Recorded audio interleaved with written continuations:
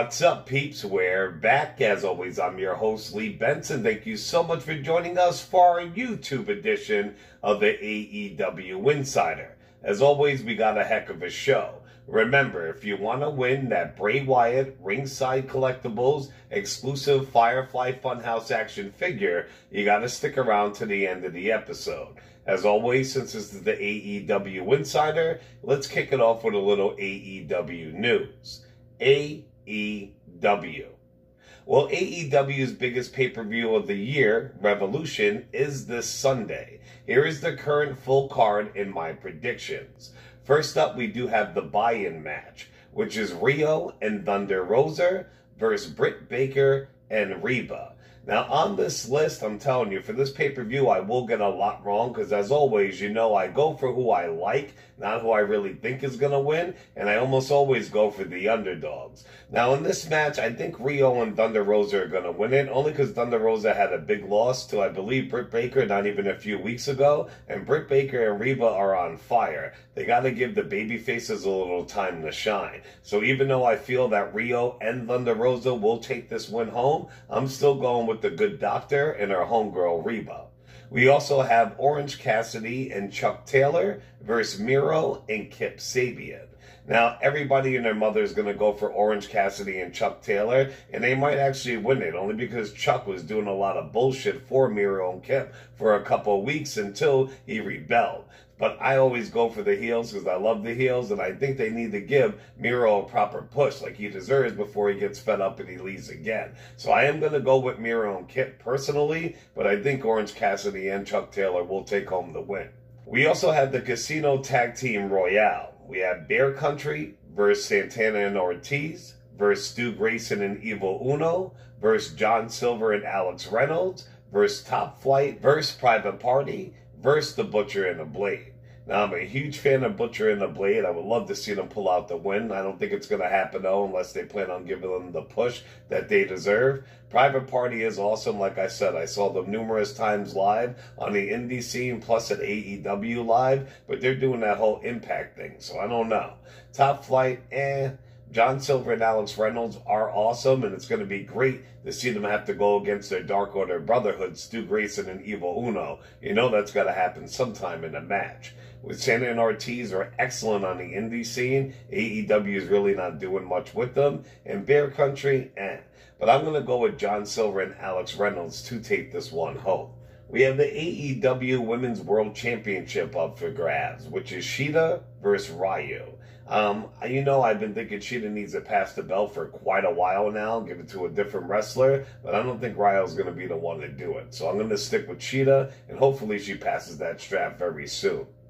We also have the Face of the Revolution ladder match, which is Cody Rhodes versus Scorpio Sky versus Penta El0M versus Lance Archer versus Max Caster versus somebody who is to be announced. Now, you know that to be announced is probably the new AEW signing.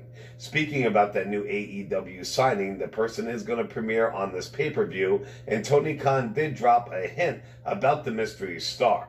Tony Khan said, "It's one of my favorite all-time wrestlers. I'm very excited about it. Yes, I'm fired up. I'll say one thing. It's one of my all-time favorite wrestlers, and I tip this on Unrestricted. It's a male, and he's coming.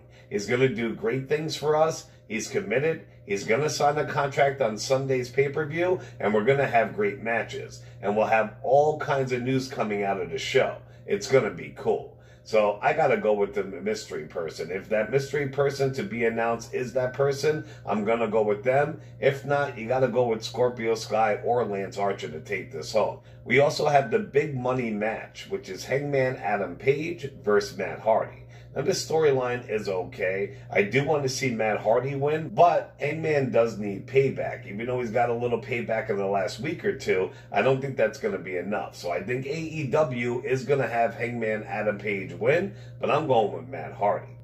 We also have the AEW World Tag Team Championships up for grabs, which are the Young Bucks versus Chris Jericho and MJF, baby. Now, you know I love Jericho and I love MJF, but I do not see them beating the Young Bucks for their titles, so I got to go with the Young Bucks. We also have a big match that's been hyped for quite a while. It is the Street Fight, which is Sting and Darby Allin versus Brian Cage and Ricky Starks. Now, I'm going with Brian Cage and Ricky Starks, but you damn well know all the fans want it to happen, and Tony Khan, his fucking huge mark ass, is going to have Sting and Darby Allin win.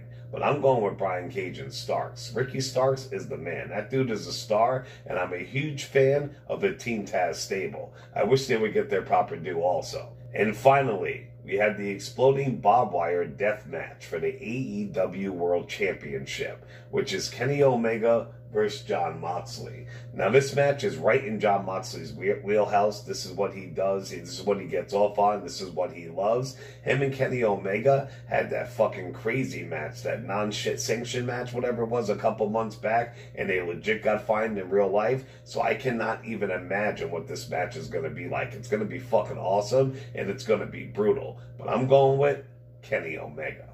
During an interview this week, John Silver revealed how Brody Lee bought him over $1,000 in ring gear. He bought him his trench coat and some other gear. It is what Silver wore at Brody Lee's farewell show. And on Dynamite this week, we've already talked about it. Paul White came out and said that the AEW has a huge signing, their Hall of Fame caliber, and they will be premiering this Sunday. People are saying it could be Brock Lesnar, John Cena, RVD, Kurt Angle, CM Punk.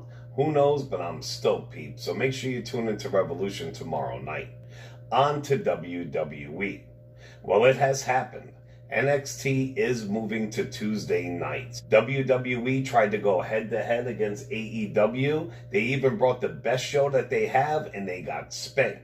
So now they're leaving with their tail between their legs. They could say it's because of this or because of that, you know, hockey, yada yada. This is a big, big win for AEW.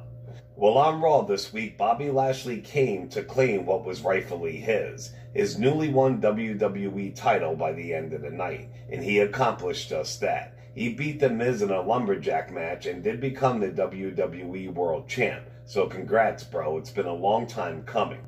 Later in the week, Twitter fans had mixed reactions about Bobby Lashley winning the world title. Numerous superstars chimed in.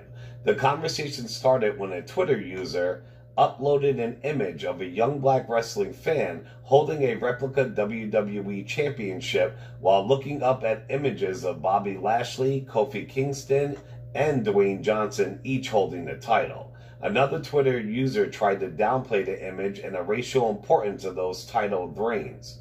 3-2. Another Twitter user tried to downplay the image and the racial importance of those 3 title reigns, prompting a response from MVP. MVP said, "No, he's not. That is a beautiful statement about the representation and inspiration. It means something when your heroes look like you." This prompted a response from Dwayne "The Rock" Johnson. He said, "Well said, brother. You guys are doing great. I'm very happy for all of you. I'm very proud, too. You're representing." On Raw, Charlotte Flair also announced that she wants to face Asuka for her title. A lot of fans are sick of Flair getting the spotlight and main eventing a lot, including Peyton Royce's own mother. Peyton Royce's mother tweeted back, "Of course you do. How about giving others a try?" So you know that had to be very awkward for Peyton Royce backstage with Charlotte Flair after that was done. As we know, the WWE Network is moving to Peacock, and it seems like a good thing. Well, price-wise anyway. WWE Network has been $10 a month forever until they added in that tier subscription. Now that it's on Peacock, it will only cost you like $5.99 or $4.99 a month. Plus you have access to all the other stuff on the app, so it seems like a pretty good deal. Rumors are that when Vince hands over control of the WWE, it will not go to Triple H like most think and hope will happen. As it stands right now, it will go to Shane McMahon instead. One wrestling feud fans did not expect was one between Randy Orton and rapper Soulja Boy. Early Tuesday morning, Soulja Boy had tweeted out how wrestling was fake, and while he had WWE fans and lower card performers disagreeing, but it was the 14-time WWE champion Randy Orton who finally hit back. Orton said, "Fake? I dare this pussy to step up. What, he doesn't like movies? Consider us actors that do stunts without pads 200 days a year and don't bitch when we get surgically repaired and come right back. Consider us 100 times tougher than you or anyone you've come across. He ended his reply by calling Soulja Boy a bitch ass. Soulja Boy was not intimidated though. He directly reposted Randy's tweet and he wrote back, "Do you know who the fuck I am? I'll bring the real wrestling. Don't play with me." Orton finished by what seems like a challenge. He said, "Come to my world and say that. I dare you." Fellow rapper Bow Wow also got involved in the conversation, and he continued to taunt wrestlers as he has been doing in the past few months. He's been stating that he wants to be a WWE wrestler. Well, WWE is tightening the rules once again. We all know that a lot of superstars actually slap their legs when they do a kick. It sounds awesome, and it makes the kick sound like it's really having a lot of impact. Well, rumors backstage are, there was a story going around that WWE was fining wrestlers for thigh slapping when throwing kicks for sound effects, a practice that has been done in wrestling as far back as people can remember. On to some random wrestling and sporting news. Big Cass made his return this week at an indie show in Georgia. He came out to help his dog Enzo Amore. Big Cass made a statement on Twitter and it read, "After a long journey filled with an enormous amount of self-reflection, I now start my journey towards redemption. Thank you, Luke Gallows, for the opportunity, and thank you for everybody for continuing to believe in me." It is said that Big Cass and Enzo still have people in WWE who want them back. And finally, Kurt Angle dropped a pretty big tease before AEW's Revolution. I don't think he is the mystery guy, but he will be joining the company. WWE did not use him in the ring really, like Angle and WWE agreed on before he made his comeback there. So Angle tweeted a short video of himself putting on his wrestling boots, a singlet, his gold medal. He also put a couple t-shirts on and one that said, "I'll make you tap out." The entire time the song America the Beautiful played. This was certainly a tease that something is coming, but at the end of the video it included the text that said, "To be continued." Alright peeps, that's it for this episode. Remember, if you want to win that Bray Wyatt Firefly Funhouse Ringside Collectibles exclusive action figure, you gotta stay right here on YouTube. If you're not a subscriber, make sure you do that. Besides that, pick any video including this one, like, share, and subscribe. So go to the AEW Insider on YouTube, subscribe, like, share, and comment, and boom, when we hit 500 subs, I will be doing that giveaway drawing. Remember to show us some love on all major podcasting platforms, also on Facebook and YouTube under the AEW Insider, and on Twitter under the AEW Insider 1, as in the number 1. As always, I'm your host, Lee Benson. Thank you so much for joining us on the AEW Insider. Ciao, peeps.